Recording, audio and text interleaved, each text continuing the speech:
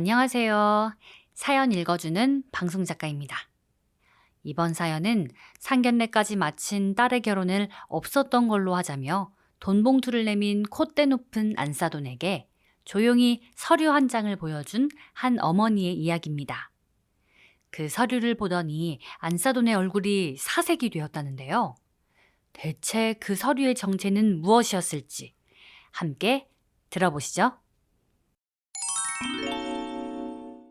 평일 오후 3시의 강남은 참 묘한 활기가 넘치더라고요. 통유리창 너머로 보이는 사람들은 하나같이 바쁘게 움직이고 번쩍이는 수입차들이 끝도 없이 길 위를 메우고 있었죠. 그런 풍경을 가만히 보고 있자니 제가 있는 장소만 시간이 멈춘 것 같은 착각이 들었습니다. 청담동에서도 나름 유명하다는 고급 카페는 공기부터 다르더라고요. 은은하게 풍기는 커피향 뒤로 사람들의 낮은 말소리와 우아한 클래식 음악이 깔리는데 그게 저 같은 사람한테는 참 낯설고 무거웠습니다. 제 앞에 앉아있던 안사돈, 정확히 말하자면 예비 안사돈은 그런 공기에 아주 잘 어울리는 사람이었어요. 주름 하나 없이 팽팽하게 관리된 얼굴에 귀에는 주먹만한 진주 귀걸이가 달려 있었고 손가락 마디마디마다 반짝이는 반지들이 제 눈을 어지럽게 했죠. 그 여자는 연신 세련된 동작으로 커피를 한 모금 마시더니 저를 아래 위로 쓱 훑어보더라고요. 제 무릎 위에 놓인 손잡이가 다 닳아버린 검은 에코백을 보는 그 눈빛을 저는 지금도 잊을 수가 없네요. 마치 못 볼 거라도 본 것 같은 아주 불쾌한 눈빛이었거든요. 혜경 어머님, 제가 오늘 왜 뵙자고 했는지는 대충 짐작하시죠? 안사돈이 입술 끝을 살짝 올리며 웃는데 그 웃음이 참 시렸습니다. 저는 아무 말 없이 그저 눈앞에 커피잔만 내려다봤어요. 김이 모락모락 피어오르는 커피는 이미 다 식어가고 있었죠. 제가 침묵을 지키자 안사돈은 기다렸다는 듯 가방에서 하얀 봉투 하나를 꺼냈습니다. 그리고는 아주 천천히 테이블 너머로 그 봉투를 건네더군요. 이 결혼 없었던 걸로 해요. 우리 정민이는 이런 결혼 어울리지 않거든요. 봉투가 제 손등 가까이에서 딱 멈췄습니다. 두툼한 무게감이 느껴지는 그 하얀 봉투를 보는데 순간적으로 숨이 턱 막히더라고요. 17년입니다. 제가 딸아이를 가슴으로 품고 새벽마다 떡을 빚으며 키워온 세월이 자그마치 17년인데 그 시간이 고작 이 봉투 하나로 치부된다는 게 믿기지 않았죠. 안사돈은 제 반응을 즐기기라도 하는지 턱을 괴고는 서늘한 표정으로 저를 바라봤습니다. 아줌마, 무슨 아침 드라마 찍어요? 왜 아무 말이 없어요? 이 정도면 꽤 큰 금액이니까 이거 받고 괜히 미련 갖지 마요. 우리 수준 차이 상견례 때 이미 다 확인했잖아요? 아줌마. 그 여자의 입에서 나온 그 단어가 제 귓가에 날카롭게 박혔습니다. 그 전까지만 해도 깍듯이 사부인이라 부르며 예우를 갖추던 여자가 기어코 본색을 드러내더니 저를 한낱 떡집 아줌마로 취급하더라고요. 저는 가슴속에서 뜨거운 것이 치밀어 오르는 걸 느꼈습니다. 하지만 밖으로 내뱉진 않았어요. 대신 무릎 위에 올려두었던 낡은 에코백을 천천히 들어 올렸습니다. 제 손등에 닿은 에코백의 거친 질감이 오히려 저를 차분하게 만들어주더군요. 저는 가방 안쪽 깊숙한 곳에서 겉면이 약간 누렇게 변한 서류봉투 하나를 꺼냈습니다. 안사돈의 눈썹이 살짝 움찔하는 게 보였죠. 저는 그 봉투에서 종이 한 장을 꺼냈어요. 그리고는 안사돈이 제게 했던 것처럼 아주 천천히 하지만 단호하게 그 종이를 안사돈 앞으로 밀어 넣었습니다. 이게 뭐예요? 지금 나랑 장난하자는 건가?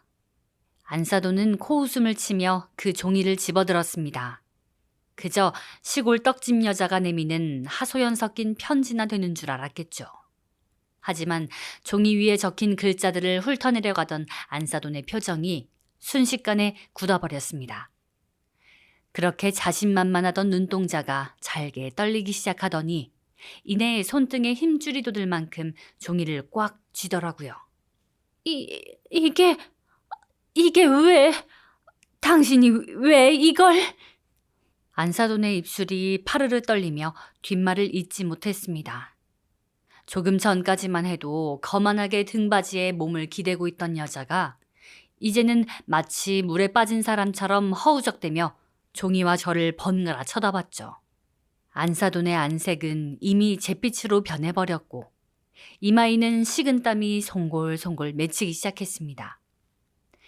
강남 한복판, 그 우아하던 사부인의 모습은 온데간데 없고 그저 자기 발밑이 무너져 내리는 걸 본 겁먹은 여자만 제 앞에 앉아 있었거든요.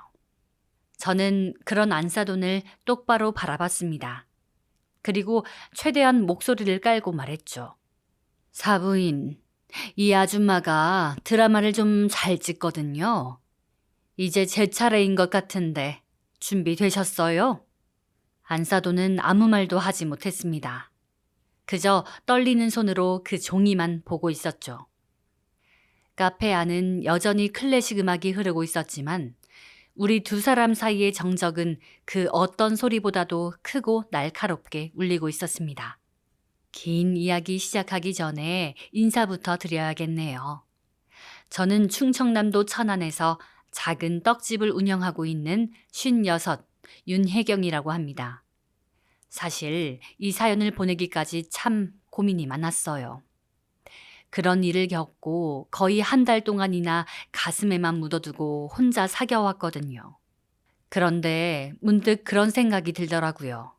누군가에게는 제 이야기가 제가 지난 17년을 버텨온 그 시간들이 조금은 위로가 되지 않을까 하는 생각.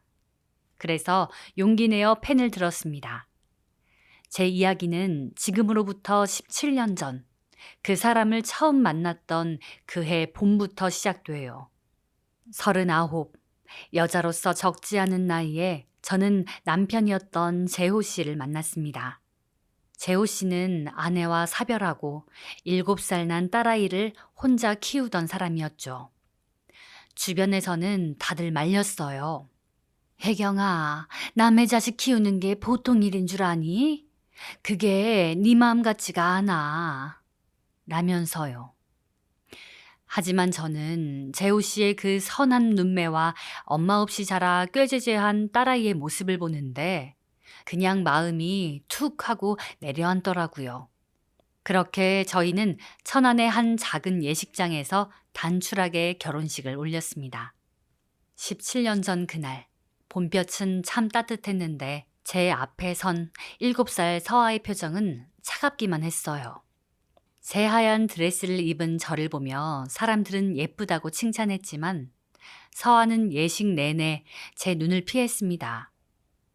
식이 다 끝나고 제가 조심스럽게 서아의 작은 손을 잡으려 했을 때 아이는 제 손을 탁 뿌리치며 뒤로 물러섰죠.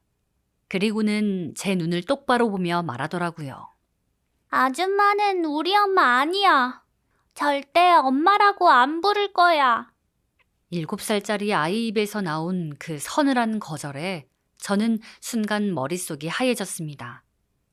주변 친척들은 당황해서 서아를 나무랐지만 저는 그냥 씁쓸하게 웃어 보였어요. 그래, 네 마음이 오죽하겠니?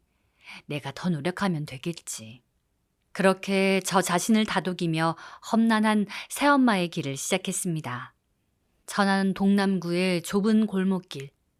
저희 떡집은 매일 새벽 4시면 어김없이 불이 켜집니다. 가게 문을 열고 가장 먼저 하는 일은 낡은 라디오의 전원을 켜는 거예요. 주파수는 항상 똑같은 곳에 맞춰져 있죠. 지직거리는 잡음 섞인 라디오 소리가 새벽 공기를 채우면 그때부터 제 하루가 진짜로 시작됩니다. 쌀을 씻고 가루를 내고 김이 모락모락 피어오르는 시루를 옮기다 보면 어느새 온몸은 땀과 쌀가루로 범벅이 돼요. 그래도 저는 그 시간이 참 좋았습니다. 아무도 없는 새벽, 혼자 떡을 빚으며 서아에게 줄 도시락을 고민하는 그 시간이 제가 엄마로서 당당해질 수 있는 유일한 시간이었거든요. 서아가 초등학교에 다닐 때 저는 매일 아침 정성껏 도시락을 싸고 그 옆에 갓 쪄낸 떡 한 봉지를 슬쩍 넣어주곤 했습니다. 서아야, 이거 친구들이랑 나눠 먹어. 라고 말하면 아이는 대답도 없이 가방을 챙겨 나가버렸죠. 고맙다는 말 한마디 듣는 게 그렇게 어려웠습니다. 그래도 저는 포기하지 않았어요. 아이가 학교에서 받아오는 상장이나 미술 시간에 그린 삐뚤빼뚤한 그림들, 그런 것들을 저는 하나도 버리지 않았습니다. 떡집 카운터 아래 두 번째 서랍, 거기가 제 보물창고였거든요. 서아는 모를 거예요. 자기가 내던지듯 책상에 두고 간 성적표나 상장들이 그 낡은 서랍 안에 차곡차곡 쌓여 17년의 세월을 견뎌왔다는 걸요. 서아가 12살이 되던 해 여름이었습니다. 떡집 일을 마치고 잠깐 쉬고 있는데 동네 아주머니 한 분이 저를 찾아왔어요. 아이고, 혜경 씨, 서아가 학교에서 쓴 글짓기 숙제 때문에 난리가 났대. 한번 가봐야 하는 거 아니야? 라는 말에 가슴이 철렁 내려앉았습니다.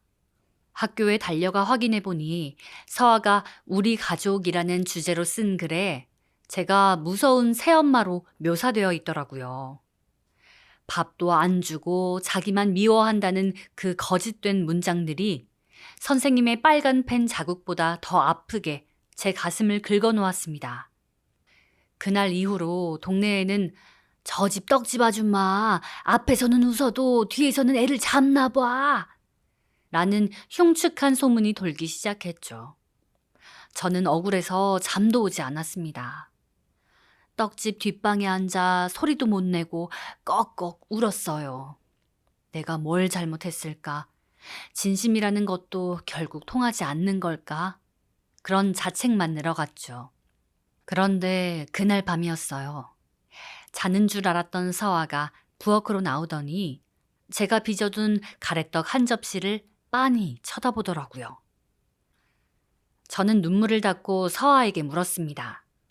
서아야, 배고프니? 떡 좀 줄까? 서아는 한참을 머뭇거리다가 아주 작게 고개를 끄덕였어요. 그리고는 조용히 식탁에 앉아 가래떡을 꾸역꾸역 씹어 삼키더니 제 눈을 보지 않은 채로 한마디 툭 내뱉더라고요. 그때 학교에서 친구들이 엄마 없다고 놀려서 싸웠어요. 그래서 그냥 그렇게 썼어요. 나만 엄마 없으니까. 죄송해요.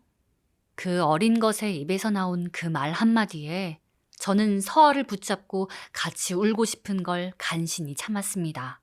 이 아이도 아팠구나. 엄마라는 자리가 비어있는 게, 새엄마라는 이름이 곁에 있는 게 이 작은 아이에게도 견디기 힘든 짐이었구나 싶었죠.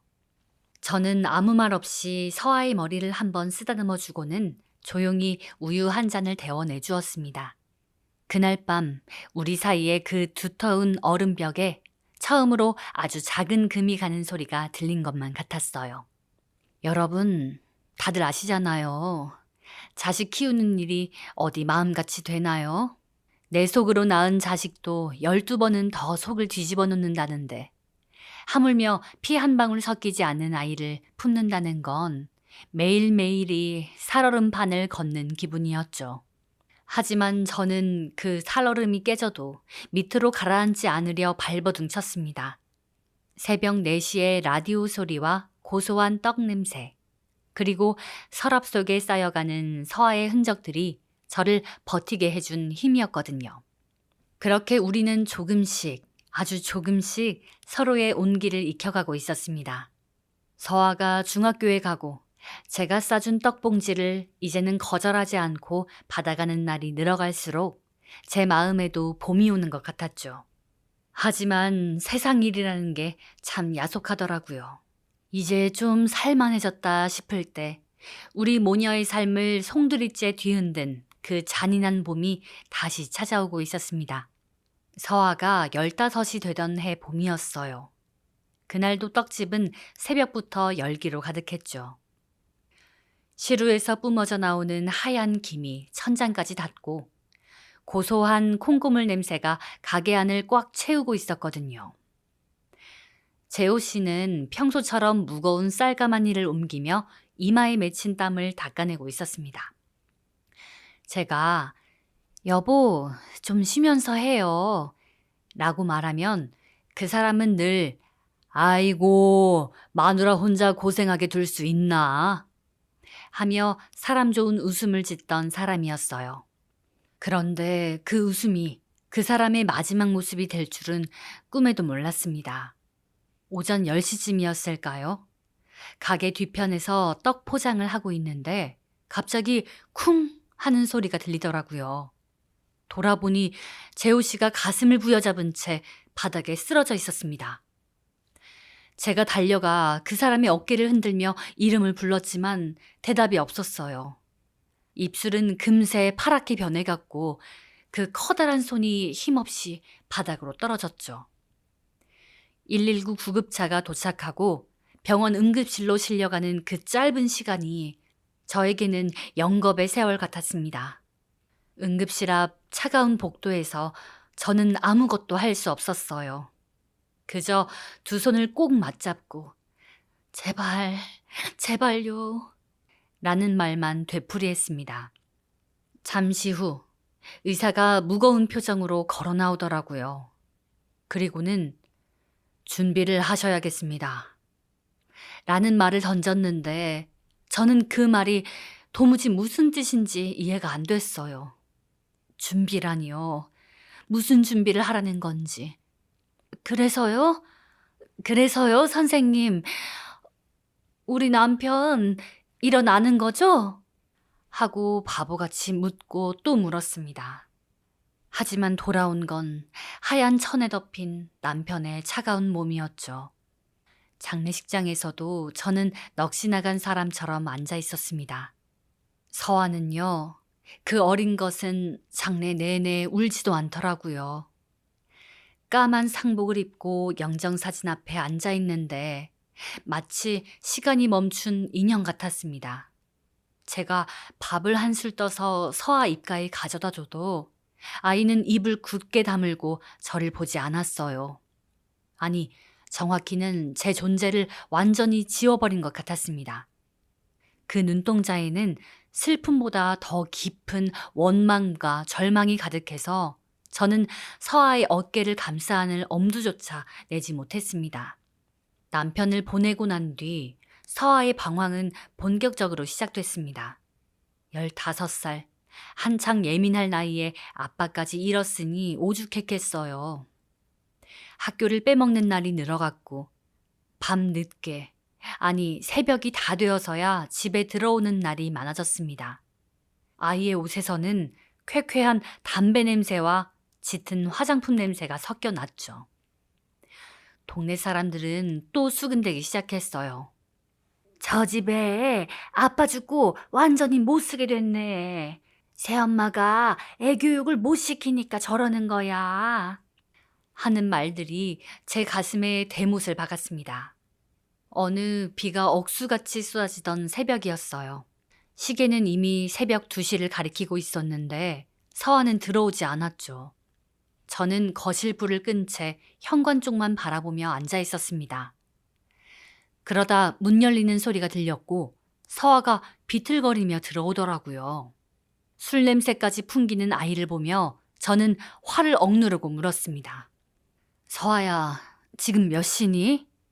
도대체 어디서 뭘 하고 다니는 거야? 제 말에 서아는 신발을 벗다 말고 저를 빤히 쳐다보더라고요. 그리고는 비웃는 듯한 목소리로 이렇게 말했습니다. 왜 안 자고 기다려요? 내 엄마도 아니면서. 아줌마, 나 감시하는 게 취미예요? 아빠도 없는데 이제 그만 좀 하죠. 그 말이 서아의 입에서 나온 그 독한 말들이 제 심장을 도려내는 것 같았습니다. 제가 17년 동안 쏟아부은 진심이 아이에게는 그저 감시와 간섭으로만 느껴졌던 걸까요? 저는 화를 내는 대신 조용히 부엌으로 들어가 가스불을 켰습니다. 전날부터 끓여둔 미음을 따뜻하게 데워 식탁에 차려냈죠. 속 쓰릴 텐데 이거 한 숟갈이라도 먹고 자. 하지만 서아는 거들떠보지도 않고 방으로 들어가 문을 쾅 닫아버렸습니다. 저는 혼자 식탁에 앉아 식어가는 미음 그릇을 보며 한참을 울었습니다. 그리고 새벽 4시, 어김없이 떡집으로 나갈 준비를 했어요. 손잡이가 닳을 대로 닳아버린 그 검은 에코백을 어깨에 메고 빗속을 뚫고 시장으로 향했습니다. 그게 제가 할 수 있는 유일한 일이었으니까요. 여러분, 자식을 키운다는 건 정말 내 인생을 내려놓고 온 힘을 쏟아야 하는 거잖아요. 그런데 그 자식이 나를 엄마로 인정하지 않을 때 그 고립감은 말로 다 못합니다. 그래, 네 마음대로 해라 하고 손을 놔버리고 싶은 순간이 왜 없었겠어요. 하지만 그때마다 저는 남편의 마지막 얼굴을 떠올렸습니다. 우리 서아 잘 부탁해 라고 말하는 것 같던 그 간절한 눈빛을요. 그래서 저는 독해지기로 마음먹었습니다. 슬퍼하고 울고 있을 시간조차 저에게는 사치였거든요. 남편이 떠나고 남긴 보험금과 약간의 유산, 그리고 떡집을 정리하면 약 4억 정도의 돈이 모이겠더라고요. 친정 식구들은 그 돈으로 천안에 작은 아파트 하나 사고 남은 돈으로 편하게 살라고 했지만 저는 생각이 달랐습니다. 이 돈은 내 돈이 아니다. 재호 씨가 서아를 위해 남기고 간 목숨값이다. 라는 생각이 머릿속을 떠나지 않았죠. 저는 그 돈을 서아의 미래를 위한 가장 안전한 울타리로 만들고 싶었습니다. 그래서 시작한 게 부동산 공부였죠. 떡집 일을 마치면 피곤한 몸을 이끌고 도서관에 가서 책을 보고 주말이면 서아 몰래 서울행 버스에 몸을 실었습니다. 제가 목표로 잡은 곳은 강남이었어요. 떡집 아줌마가 무슨 강남이야? 라고 비웃는 사람들도 있었지만 저는 서아에게 튼튼한 울타리를 지어주고 싶었거든요. 7년입니다. 7년 동안 저는 천안과 서울을 수백 번도 더 오갔습니다. 낡은 구두가 몇 켤레나 밑창이 떨어져 나갔고 점심은 편의점 김밥 한 줄로 때우기 일쑤였죠. 결국 서아가 대학을 졸업할 무렵 저는 강남에 있는 아주 작고 낡은 상가 건물을 매입할 수 있었습니다. 물론 제 돈만으로는 부족해서 대출도 꽤 받았지만 건물을 계약하던 날 저는 남편의 묘소에 가서 참 많이 울었습니다. 재호 씨, 나 약속 지켰어. 우리 서아 이제 어디 가서 무시당하지 않고 살 수 있게 해줬어. 라고 속삭였죠. 이 사실을 서아에게는 절대 말하지 않았어요. 아이가 자신의 힘으로 세상을 살아가는 법을 배우길 바랐고 제가 해준 것이 아이에게 또 다른 짐이 되지 않기를 바랐거든요.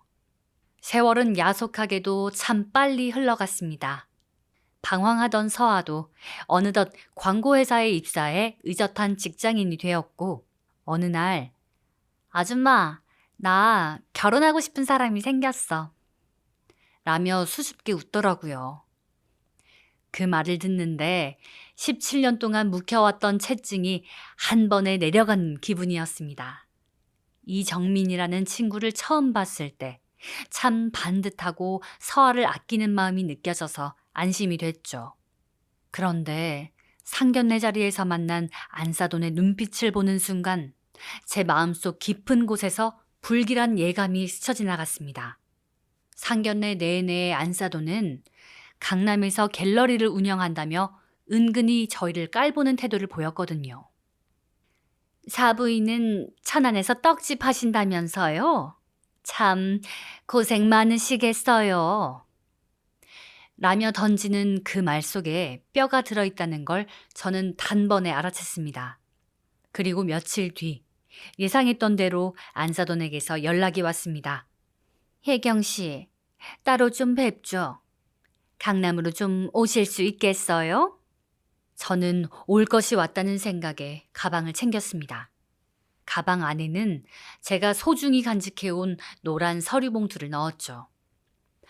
천안에서 서울로 향하는 버스 안에서 저는 창밖을 보며 심호흡을 크게 했습니다. 10년 전 7살 서아의 손을 처음 잡으려 했던 그날처럼 손끝이 떨렸지만 이번에는 그때처럼 잠자코 있지만은 않겠다고 다짐하고 또 다짐했습니다. 마침내 카페 문 앞에 섰을 때 유리창에 비친 제 모습은 예전에 그 힘없던 떡집 아줌마가 아니었습니다. 저는 닳아버린 검은 에코백을 다시 한번 고쳐매고 묵직한 카페의 문을 밀고 안으로 들어섰습니다. 저 멀리 우아하게 차를 마시며 앉아있는 안사돈의 뒷모습이 보이더라고요. 카페 문을 밀고 들어서는 순간부터 그곳의 공기는 제가 살던 세상과는 완전히 달랐습니다. 묵직하고 거대한 유리문이 뒤에서 소리 없이 닫히고 나니 강남 한복판의 시끄러운 자동차 경적 소리가 거짓말처럼 차단되더라고요. 대신 그 자리를 채운 건 이름 모를 우아한 클래식 음악과 짙고 고소한 원두향이었습니다. 저는 어깨에 맨 에코백을 손으로 한 번 더 꽉 쥐고는 대리석 바닥을 밟으며 천천히 안으로 걸음을 옮겼어요. 매일 새벽 투박한 떡기계 돌아가는 소리만 듣고 살던 제 귀에 사람들의 나지막하고 세련된 웃음소리가 참 낯설게 부딪혔죠. 저 멀리 안쪽 창가 자리에 앉아있는 안사돈이 보였습니다. 며칠 전 상견례 자리에서 봤을 때보다 훨씬 더 화려하고 작정하고 치장한 모습이었어요. 목에는 알이 굵은 진주 목걸이가 걸려 있었고 찻잔을 든 손목에는 한눈에 봐도 비싸 보이는 시계가 번쩍이고 있었거든요. 저를 발견한 안사돈은 자리에서 일어나지도 않은 채 그저 가볍게 턱을 까닥이며 미소를 지었습니다. 그 미소가 어찌나 차갑고 뻣뻣하던지 마치 잘 만들어진 마네킹이 억지로 웃는 것 같다는 생각이 들 정도였죠. 제가 자리에 다가가 앉자마자 유니폼을 차려입은 직원이 다가와 메뉴판을 내밀었습니다. 안사돈은 저에게 무엇을 마실지 묻지도 않고 아주 익숙한 발음으로 복잡한 이름의 차 2잔을 주문하더라고요. 여기는 이 차가 제일 괜찮아요. 천안에서는 아마 보기 힘들 텐데 오늘 여기까지 온 김에 한번 맛이나 보고 가세요. 첫 마디부터가 그랬습니다. 나긋나긋하고 부드러운 목소리 속에 사람을 밑바닥까지 긁어내리는 날카로운 가시가 촘촘하게 박혀 있었거든요. 저는 아무 대꾸도 하지 않고 그저 테이블 위로 두 손을 가지런히 모았습니다. 제 무릎 위에는 낡은 에코백이 놓여 있었고 안사돈은 그 가방을 힐끗 보더니 이내 시선을 거두어 버렸습니다. 주문한 차가 나오는 동안 안사돈의 길고 일방적인 이야기가 시작됐습니다. 묻지도 않은 자기 갤러리 자랑이었죠. 제가 운영하는 갤러리가 이번에 아주 유명한 프랑스 작가 작품을 단독으로 들여왔거든요. 강남 사모님들이 그거 하나 먼저 보겠다고 줄을 서는데 어휴, 비위 맞추느라 피곤해 죽겠어요. 안사돈은 손사래를 치며 여유롭게 웃었지만 그 사람의 시선은 끊임없이 제 초라한 옷차림을 훑어내리고 있었습니다. 강남에서 갤러리 한다는 게 그냥 벽에 그림만 걸어놓는다고 되는 게 아니에요. 수준이 맞는 사람들끼리 서로 품위를 유지하면서 교류하는 사교장이나 마찬가지거든요. 우리 정민이도 어릴 때부터 그런 VIP들 사이에서 아주 고급스러운 것만 보고 자랐고요. 저는 묵묵히 고개를 끄덕였습니다. 속으로는 참 우습기도 했어요. 진짜 여유 있는 사람들은 저렇게 자기 입으로 안달을 내며 자기 자랑을 늘어놓지 않는 법이니까요. 오히려 안사돈이 말을 많이 하면 할수록 그 화려한 겉모습 뒤에 숨겨진 어떤 초조함 같은 게 훤히 엿보였습니다. 직원이 다가와 향긋한 찻잔을 내려놓고 간 뒤에도 그 여자의 과시욕은 멈출 줄을 몰랐습니다. 혜경 어머니는 매일 떡을 만드신다고 했죠? 참 대단하세요. 어떻게 17년이나 그 험한 고생을 하면서 남의 자식을 키우셨대? 저는 제 속으로 나온 우리 정민이 하나 키우는데도 온갖 과외, 유학까지 보내느라 뼈골이 다 빠진 줄 알았는데 말이에요. 남의 자식. 그 단어가 제 귓가에 와닿는 순간 가슴 속에서 차가운 불씨 하나가 탁 하고 켜지는 기분이었습니다. 17년 동안 제가 피눈물로 지켜온 우리 서아를, 매일 아침 도시락을 싸며 정성으로 빚어낸 제 딸을 저 여자는 그저 남의 자식이라는 네 글자로 잔인하게 깎아내리고 있었던 겁니다. 하지만 저는 화를 내지 않았습니다. 아직은 제 패를 꺼낼 때가 아니었으니까요. 안사도는 우아하게 찻잔을 들어 한 모금 마시더니 갑자기 쨍그랑 소리가 나게 잔을 내려놓았습니다. 그리고는 순식간에 표정을 싹 지우더라고요. 지금까지의 가식적인 미소조차 완전히 거두어버린 아주 싸늘하고 오만한 얼굴이었습니다. 자, 인사치레는 이쯤 했으면 됐고 우리 솔직해집시다, 혜경 어머니. 안사도는 테이블 위로 몸을 훌쩍 기울이며 제 눈을 똑바로 쳐다봤습니다. 제가 어제 우리 정민이 아빠랑 밤새 이야기를 나눴어요. 아무리 생각해도 이건 아니지 싶어서요. 우리 정민이가 어떤 앤데 아빠도 없이 컸고 시골 떡집에서 자란 아가씨랑 짝을 지어줍니까? 그것도 친엄마도 아니고 새엄마 손에 자란 애를요. 순간 제 두 주먹에 꽉 힘이 들어갔습니다. 손톱이 손바닥을 파고드는 통증이 느껴졌죠. 저를 무시하는 건 얼마든지 참을 수 있었어요. 떡집 아줌마라고 깔보며 짓밟는 건 제게 아무런 상처도 되지 않았거든요. 하지만 우리 서아를 건드리는 건, 서아가 부모 없이 자라온 그 눈물겨운 시간을 모욕하는 건 단 한순간도 용서할 수가 없었습니다. 급이 안 맞잖아요, 솔직히. 안사돈의 목소리가 조금씩 높아지며 날카로워졌습니다. 결혼은 집안과 집안의 결합인데 우리 갤러리 VIP 고객들이 사돈어른 뭐 하시냐고 물으면 제가 뭐라고 대답합니까? 천안에서 가래떡 뽑는다고 해요? 우리 정민이는 앞길이 창창한데 수준 안 맞는 집이랑 엮여서 발목 잡히면 안 되잖아요. 저는 입술을 꽉 깨물었습니다. 가슴 깊은 곳에서 터져나오려는 분노를 목구멍 깊숙이 꾹꾹 눌러 삼켰어요. 화가 날수록 목소리가 낮아지고 차분해진다는 걸 저는 험난했던 제 오랜 세월을 통해 이미 알고 있었거든요. 그래서요?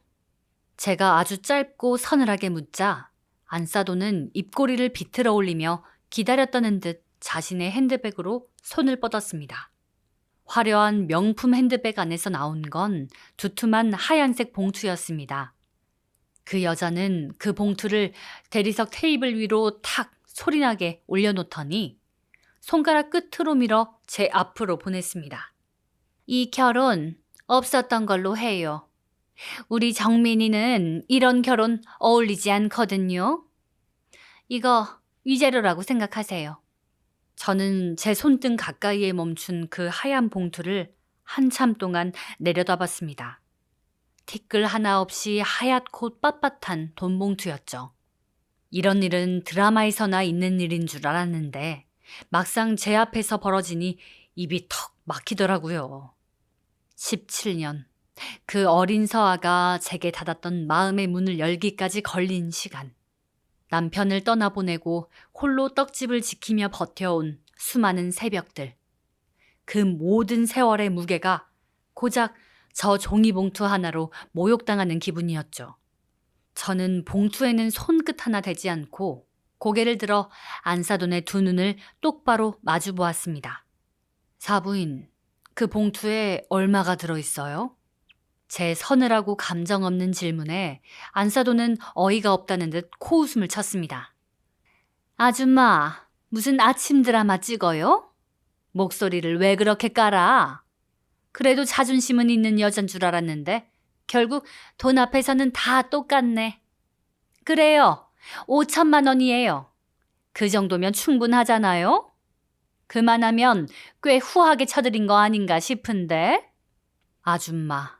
그 단어 하나가 제 귓가를 때리는 순간 그동안 억눌러 왔던 모든 감정들이 순식간에 차갑게 얼어붙는 걸 느꼈습니다.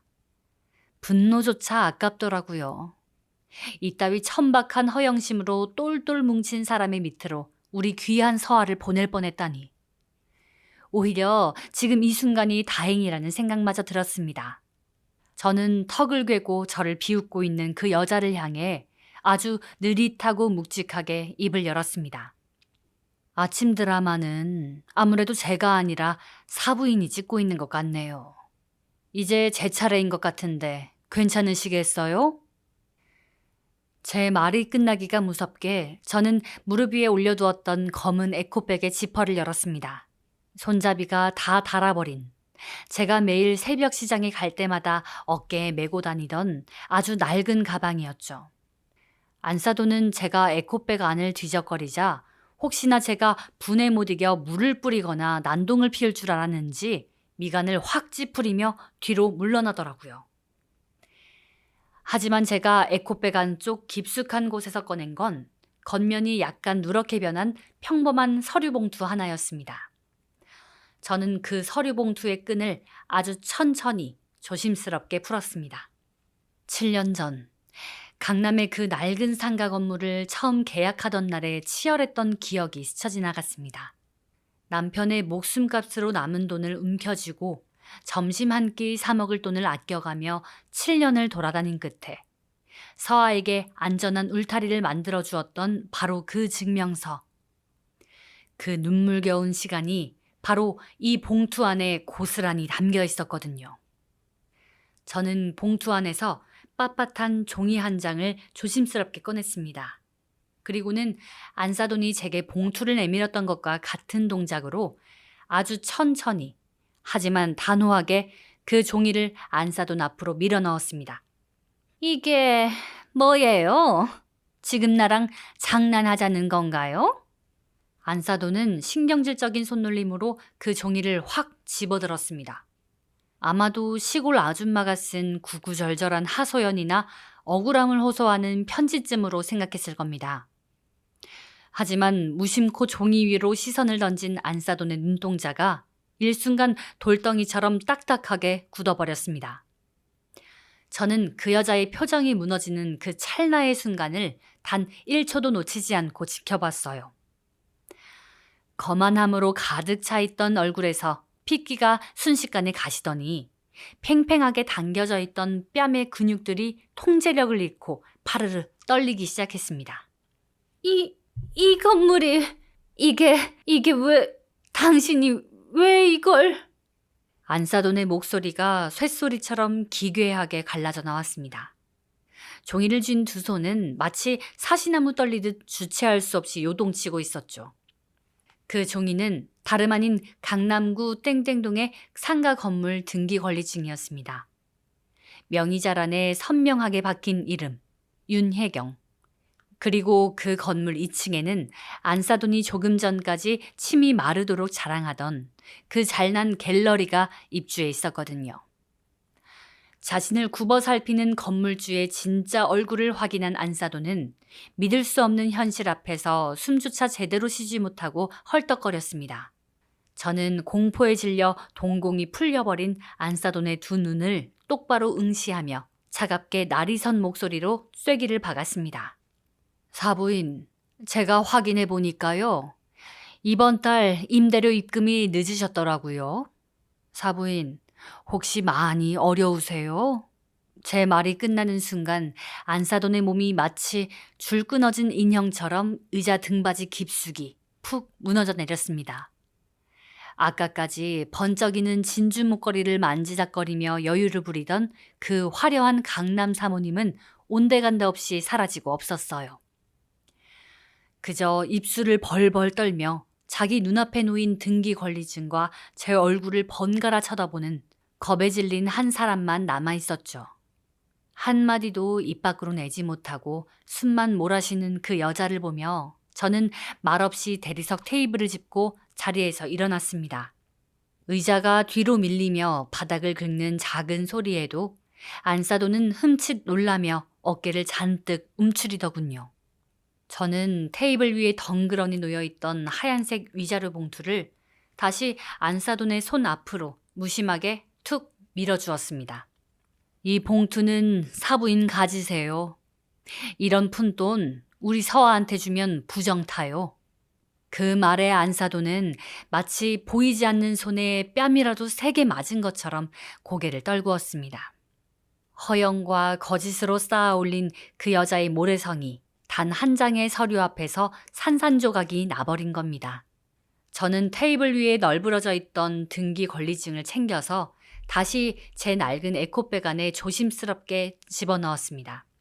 가방 지퍼를 닫는 날카로운 소리가 숨막힐 듯 조용한 카페 안을 서늘하게 갈랐죠.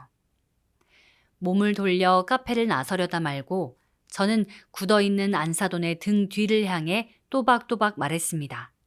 아, 그리고 사정이 어려우신 줄은 알겠지만 밀린 임대료 좀 빨리 해결해 주세요. 사부인 정도 교양되시는 분이 그런 돈 떼먹으면 모양 빠지잖아요. 저는 더 이상 뒤도 돌아보지 않고 그 자리를 빠져나왔습니다.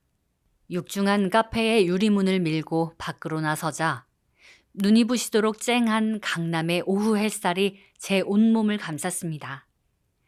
쉴 새 없이 지나가는 바쁜 사람들과 귀를 때리는 쩌렁쩌렁한 경적 소리. 그 어지럽고 분주한 거리 한가운데 우두커니 서서 저는 비로소 참았던 숨을 길게, 아주 길게 내뱉었습니다. 17년 동안 가슴 한구석을 짓누르고 있던 무거운 채증이 강남의 매연 섞인 바람을 타고 시원하게 날아가는 것 같았죠. 다시 천안으로 돌아오던 버스 안에서 저는 참 많은 생각을 했습니다. 창밖으로 빠르게 스쳐 지나가는 풍경들을 멍하니 바라보면서 가방 속에 든 낡은 서류 봉투를 몇 번이나 매만졌는지 몰라요. 안사돈의 콧대를 꺾어 놓았다는 통쾌함은 아주 잠시뿐이었죠. 오히려 가슴 한구석에는 무겁고 서늘한 돌덩이 하나가 쿵 하고 내려앉은 것만 같았어요. 제가 저지른 이 독단적인 행동 때문에 혹시라도 우리 서아의 앞길에 흠집이 나면 어쩌나. 평생 한 번뿐인 아이의 결혼을 내 손으로 망쳐버린 건 아닐까 하는 두려움이 밀려왔습니다. 다들 그렇잖아요. 밖에서는 아무리 당당하게 큰 소리를 쳤던 어미라도 결국 자식 일 앞에서는 한없이 작아지고 눈치만 보게 되는 게 우리네 부모 마음이니까요.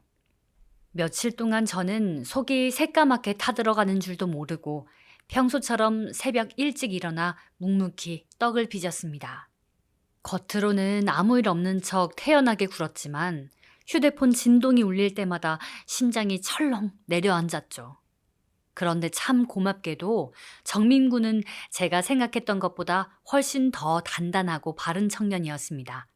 며칠 뒤 서아에게서 울음이 잔뜩 섞인 전화가 왔거든요. 정민군이 그날 자기 어머니인 안사돈과 아주 크게 다투었다고 하더라고요. 안사돈이 갤러리 건물주가 저라는 사실을 알고 사색이 되어 돌아왔고 그제야 모든 진실을 알게 된 정민군은 어머니의 그 천박한 바닥을 보고 큰 충격을 받았대요. 정민군은 곧장 짐을 싸서 집을 나와버렸고 그 길로 서아를 찾아가 자기 어머니를 대신해 무릎을 꿇고 펑펑 울었다고 합니다. 우리 장모님이 평생을 얼마나 희생하며 살아오셨는데 감히 그분에게 봉투를 내밀며 모욕할 수 있느냐고요. 서아는 정민군의 그 눈물을 보고서야 제가 며칠 전 강남 카페에서 무슨 일을 겪고 돌아왔는지 전부 알게 된 겁니다. 그 이야기를 전해 듣는 순간 저는 다리에 힘이 풀려 떡집 바닥에 주저앉고 말았습니다. 서아가 드디어 제가 7년 동안 입을 꾹 다물고 지켜온 그 무거운 비밀들을 다 알아버렸으니까요. 아이가 느낄 충격과 미안함이 얼마나 클지 짐작조차 되지 않아 저는 그날 밤 뜬 눈으로 밤을 지새웠습니다.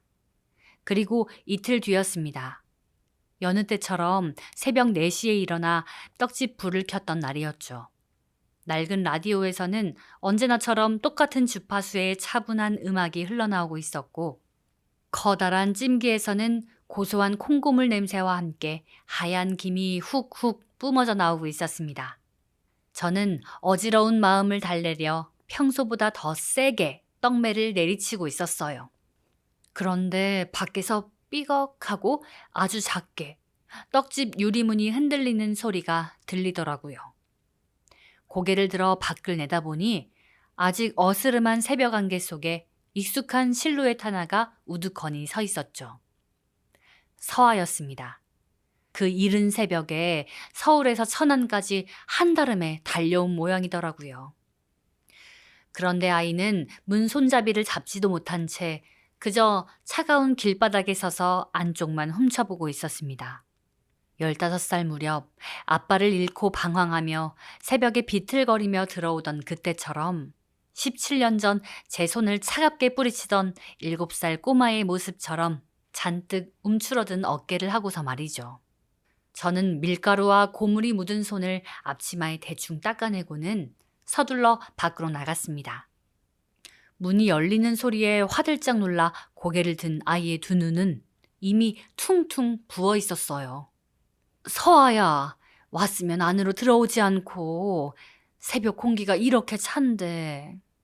제 목소리에 서아는 왈칵 눈물을 쏟아내며 천천히 가게 안으로 걸어 들어왔습니다.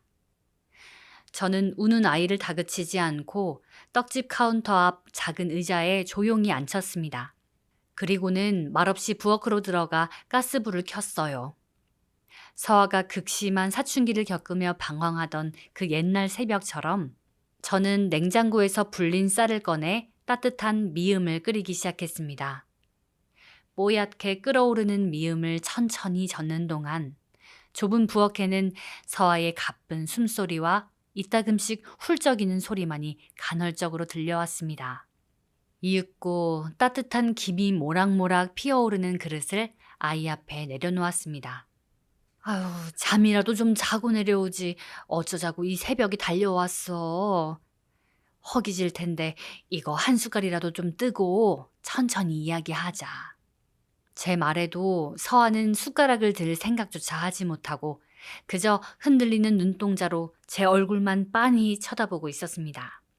덜덜 떨리는 아이의 두 손이 무릎 위에서 하얗게 질리도록 꽉 쥐어지는 게 보였죠. 입술을 달싹거리며 무언가 말을 꺼내려던 서아는 목이 메는지 한참을 머뭇거리다 고개를 푹 숙이더라고요. 아줌마. 평소처럼 아무렇지 않은 척 저를 부르려던 그 익숙한 호칭이 오늘따라 유난히 입안에서 맴돌며 밖으로 나오지 못하는 것 같았습니다. 째깍거리는 벽시계 소리만이 우리 두 사람 사이에 텅 빈 공기를 채우고 있었죠.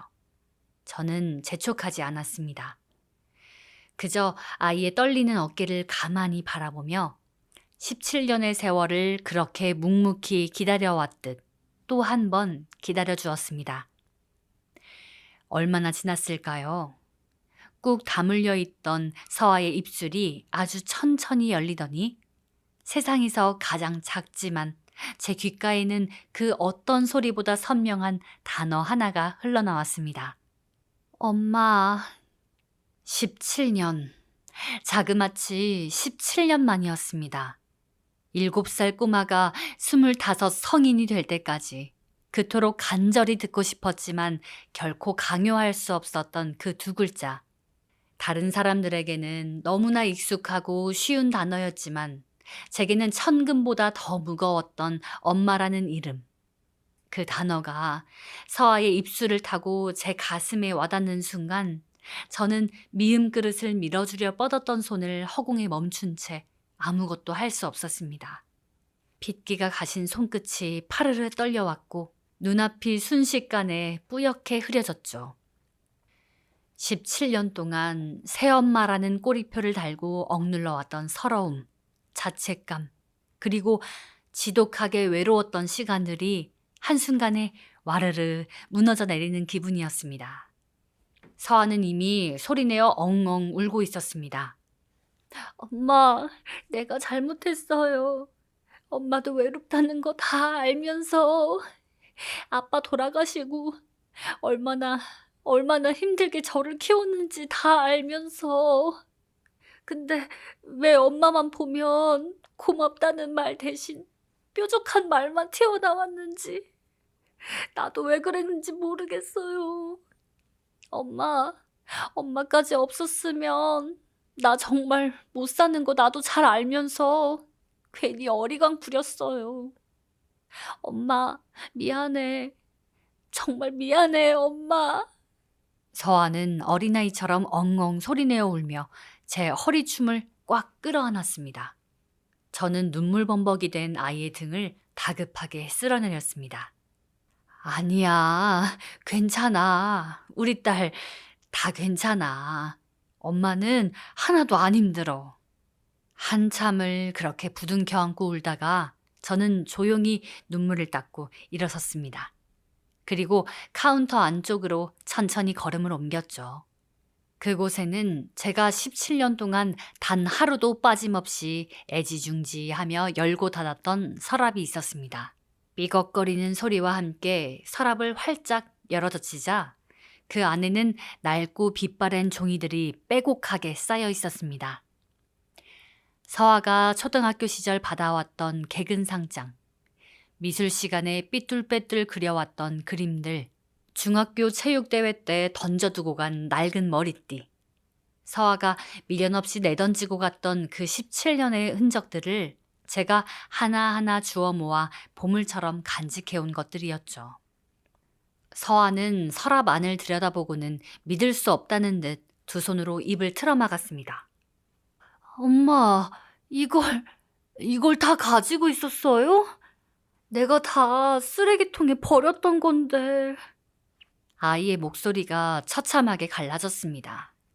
서랍장 앞에 털썩 주저앉은 서아는 색이 다 바랜 자기의 어린 시절 상장을 조심스럽게 어루만지며 다시 오열하기 시작했어요.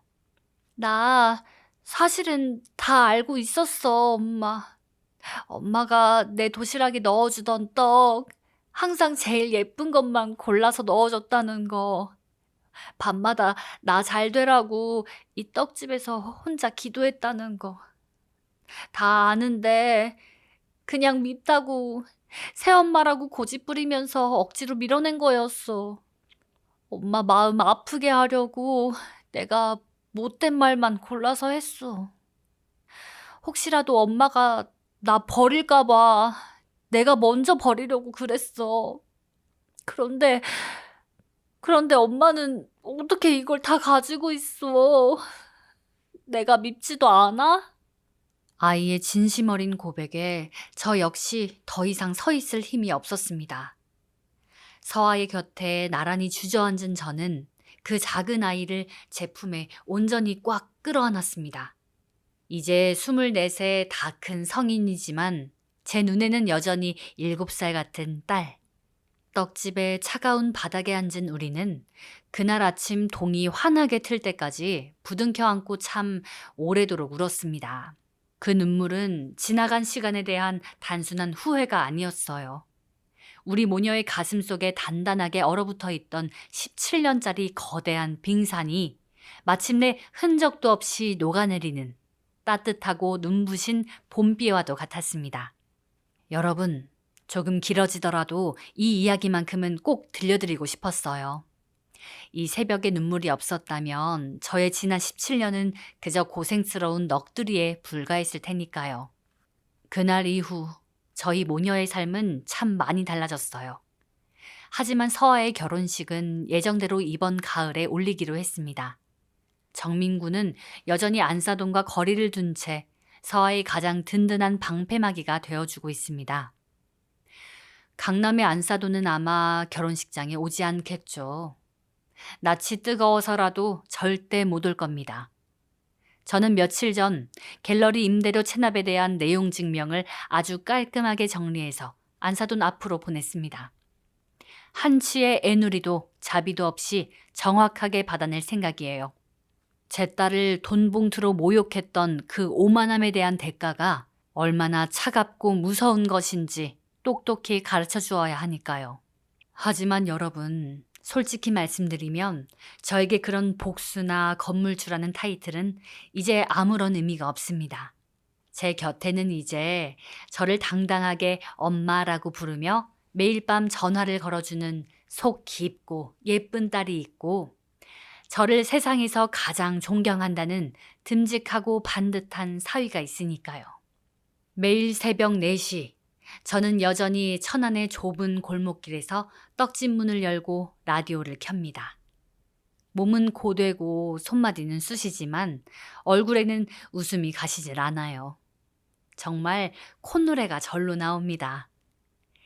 이제는 제 인생이 저 혼자 외롭게 버티는 길이 아니라는 걸 뼛속 깊이 깨달았거든요. 가슴으로 낳은 자식도 누군가에게는 배 아파 낳은 자식만큼 소중할 수 있다는 걸 꼭 알아주셨으면 좋겠네요. 부족하고 서툰 어미의 긴 이야기, 여기서 마무리해야 할 것 같네요. 끝까지 들어주신 여러분 정말 감사합니다. 저 윤혜경, 앞으로도 씩씩하게 떡 빚으며 우리 서아의 진짜 엄마로 매일매일 행복하게 살겠습니다. 네, 지금까지 충남 천안에서 윤혜경 씨의 사연이었습니다. 사연을 읽는 내내 저도 모르게 콧등이 시큰해지고 가슴이 뭉클해졌습니다. 피 한 방울 섞이지 않은 딸을 위해 17년이라는 긴 세월을 묵묵히 버텨낸 혜경 씨의 그 크고 깊은 사랑 앞에서 감히 어떤 위로와 찬사를 보내야 할지 정말 말문이 막히네요. 17년 만에 듣게 된 엄마라는 그 짧은 부름이 혜경 씨의 마음에 얼마나 큰 위안과 보상이 되었을까요? 오랜 겨울을 이겨내고 마침내 진짜 따뜻한 봄을 맞이한 혜경 씨와 서아 씨, 그리고 바르고 든든한 새신랑 정민 씨, 세 사람의 앞날에 새벽 떡 냄새처럼 따뜻하고 구수한 행복만 가득하시기를 진심으로 응원하겠습니다. 이 사연이 재미있으셨다면 구독과 좋아요로 응원해주세요. 더 좋은 사연으로 찾아오겠습니다. 여러분, 사랑합니다.